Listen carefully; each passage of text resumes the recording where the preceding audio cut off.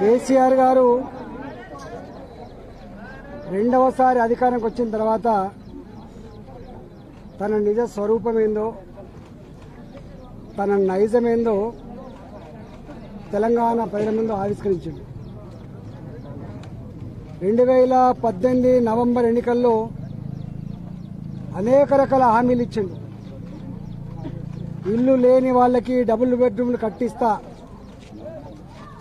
గ్రామాలలో పేదల ఇళ్లలో 65 ఏళ్ల వరకు బతకట్లేదు, 57 సంవత్సరాలకే ముసలితనం వస్తుంది, కన్న బిడ్డలు అన్నం పెట్టలేకపోతున్నారు, నేను ఆ ముసలి తల్లులకి తన్నులకి నేనే పెద్ద కొడుకులాగా ఉంటా అని చెప్పి 57 సంవత్సరాలకే పెన్షన్ ఇస్తా అని చెప్పింది. రైతు లేనిదే రాజ్యం లేదని, రైతు ఏడ్చిన రాజ్యం బాగుపడదని భావించి ₹1,00,000 రైతు రుణాన్ని ఒకేసారి మాఫీ చేస్తా అని చెప్పినాడు.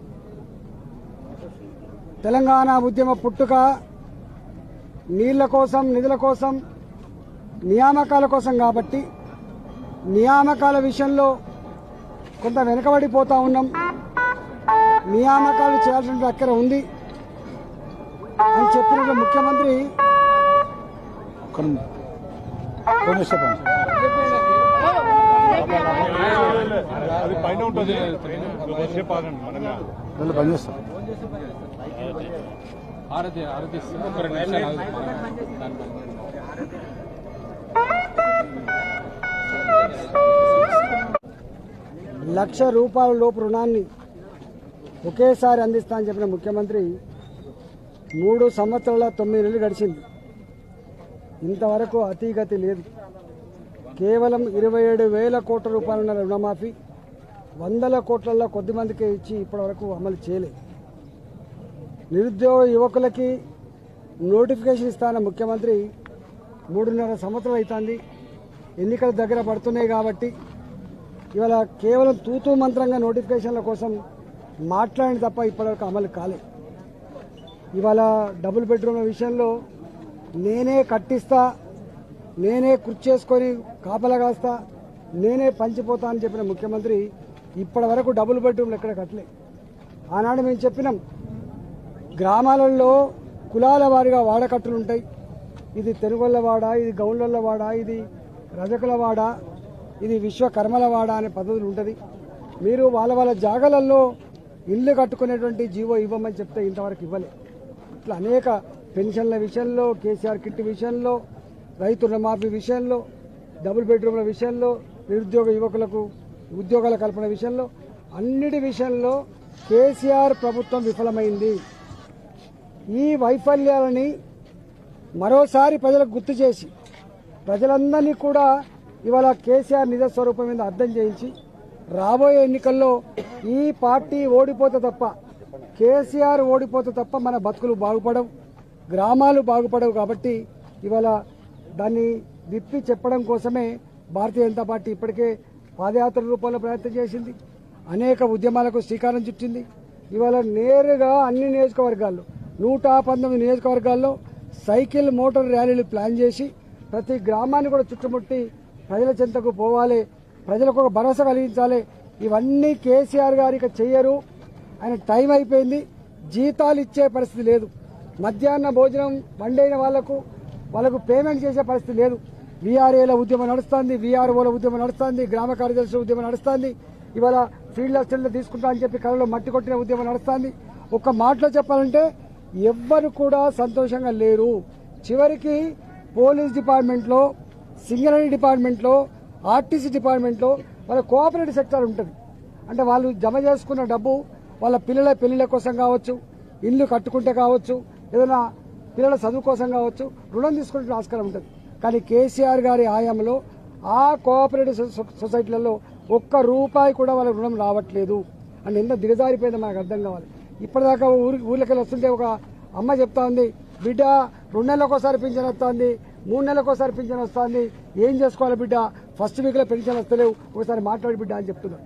అంటే ఒక్క మాట చెప్పాలంటే అన్ని వర్గాల ప్రజానీకాన్ని మోసం చేయడంలో, కళ్ళల్లో మట్టి కొట్టడంలో కేసీఆర్ సిద్ధహస్తుడైంది. కాబట్టి కేసీఆర్ నైజం తెలిసింది కాబట్టి భారతీయ జనతా పార్టీగా రేపు ఆ సమస్యలన్నీ కూడా ప్రస్తావించే ప్రయత్నం చేస్తాం, సమస్యల పరిష్కారానికి కొట్లాడే ప్రయత్నం చేస్తాం.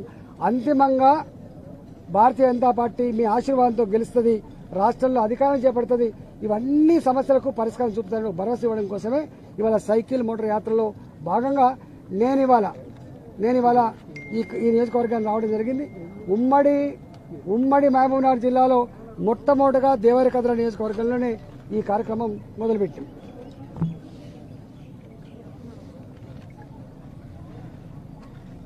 అదేవిధంగా ఇక్కడ కూడా ఈ సమస్యలతో పాటుగా అక్రమ రవాణా ఇసుక అంటే 100 కోట్ల రూపాయల స్కామ్ జరుగుతుందని చెప్పేటువంటి ఇసుక మాఫియా కావచ్చు, అదేవిధంగా చెక్ డ్యాములు కడితే అవి నాణ్యత లేక ఇబ్బంది అవుతుందనేటువంటి కొన్ని డిమాండ్లు ఉన్నాయి. కుల సంఘాలకు కొన్ని హామీలు ఇవ్వబడ్డాయి, ఒకటే సంఘం కావచ్చు మిగతా సంఘాలకు కావచ్చు, ఆ హామీలు అమలు కాలేదు. వాల్మీకి బోయ మహబూబ్నగర్లో చాలా ప్రధానమైన కులం.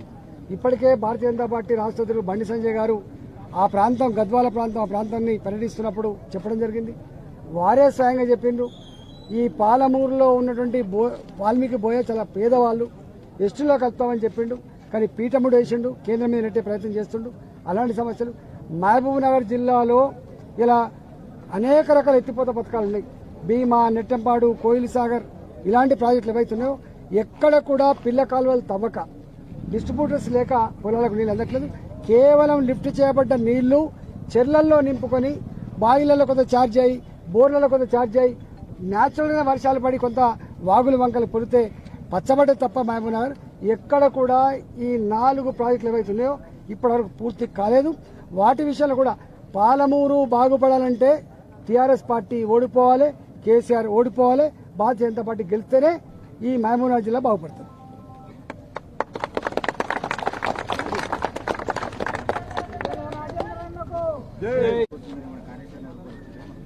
దాంట్లో భాగమే కదా ఇప్పుడు మేము పల్లెకు పాదయాత్రలు కానీ పల్లెకు సైకిల్ మోటార్ యాత్ర కానీ మేము అందరం వచ్చి వాటికనే ఏదో గిట్లా తిరిగిపోయేది కాదు. కార్యకర్తలను పెంచుకుంటాం, కార్యకర్తల స్థాయిని పెంచుకుంటాం, పటిష్టమైన యంత్రాంగాన్ని ఏర్పాటు చేసుకుంటాం. ఇంకోటి అన్నిటికంటే ముఖ్యంగా ఇతర పార్టీల నాయకులు కూడా చాలామంది వాళ్ళు కాంగ్రెస్ నుంచి కావచ్చు, టీఆర్ఎస్ నుంచి కావచ్చు, ఆ పార్టీలలో భవిష్యత్తు లేదని, అక్కడ ఉండలేకపోతున్నామని, భారతీయ జనతా పార్టీ మాత్రమే రేపు అధికారంలో రాబోతుందని, భవిష్యత్తు కూడా భారతీయ జనతా పార్టీలో ఉంటుందని, నరేంద్ర మోడీ గారి నాయకత్వంలోనే దేశం బాగుపడుతుంది, రాష్ట్రం బాగుపడుతుందని చెప్పి భావిస్తారు. కాబట్టి అనేక పార్టీల నుంచి కూడా పెద్ద సంఖ్యలో నాయకులు, కార్యకర్తలు రాబోతున్నారు.